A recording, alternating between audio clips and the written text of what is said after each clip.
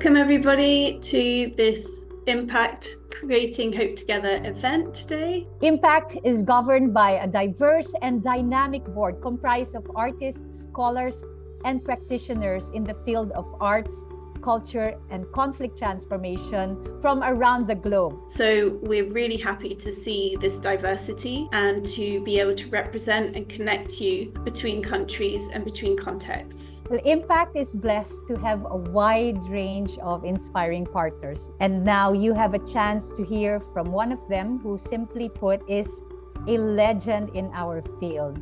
He is John Paul Lederach, one of the world's foremost experts on peace building and reconciliation. I'm John Paul, and it's really a pleasure to be with all of you by way of this means today.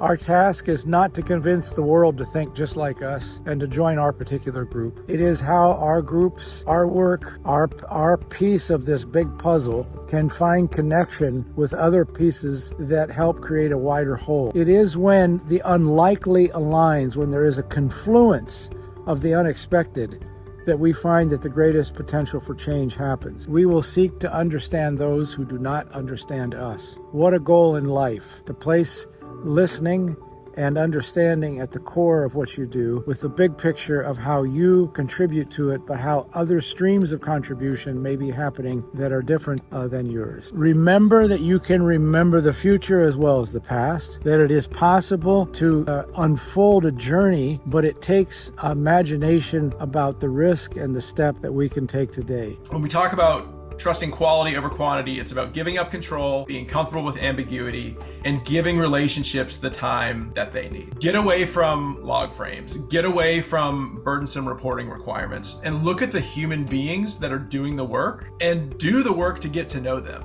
It's super important to build trust and to find a true space for critical thinking and criticality and intimacy where some deep conversations can occur. Things are possible, that things are thinkable, that things are doable, and that we can move out of this paradigm of control and this sort of need for funding organizations to feel like they are in control of something through this kind of like nitty-gritty project-based work. Then we'll all be in a better position to do incredible work and to make the world a better place. Really, the main question for me is, how do we create the kinds of spaces that allow people to show up at their creative best and feel the safest, including people from all backgrounds? The best collaborations rest on solid relationship. How can our gatherings focus at least as much on who we are as on what we do? How is it that we can reestablish connections? How is it that we can help our artists to think critically of what it means to create in this context and then create in the even more hostile context that was created socially and politically through COVID? And we came up with this scheme. Let's pair up artists who are now isolated, working from their home, but still want to create. And we build a system whereby there was consistent collaboration between the artists and the thinking partners. From need comes inventiveness and kind of new ways to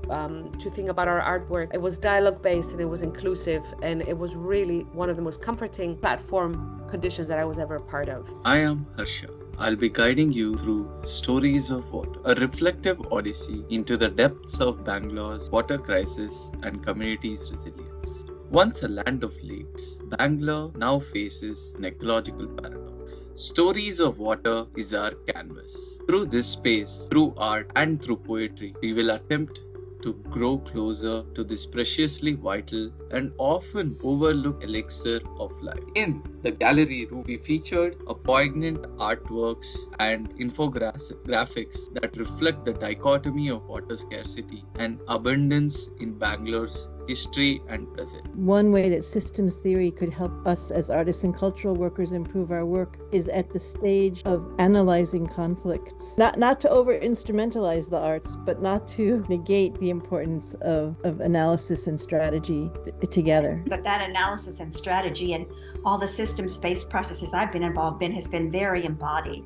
with a great deal of storytelling and with creating safe enough spaces for emotions to be expressed. So It's not a solely intellectual linear analysis. I essentially think systems are made up of people. There are systems that, and sometimes the curation of to think about systems change. We have to think about not always who's not at the table, but who shouldn't be at the table. And in certain situations, certain places, and some people should have the space to be authentic with themselves, with their communities that have experienced systems of oppression that maybe others can't really relate to as equally. But I think there is value in the curation and the art of gathering that allows for people to be in certain spaces to help build mobilization so they can feel the strength and empowerment to be able to sort of lead that system change on their own terms. It's how the arts and the activism can be a force for social change and also be in conflict transformation. This is a lesson that we constantly have to remind ourselves so that the impact that we foresee is not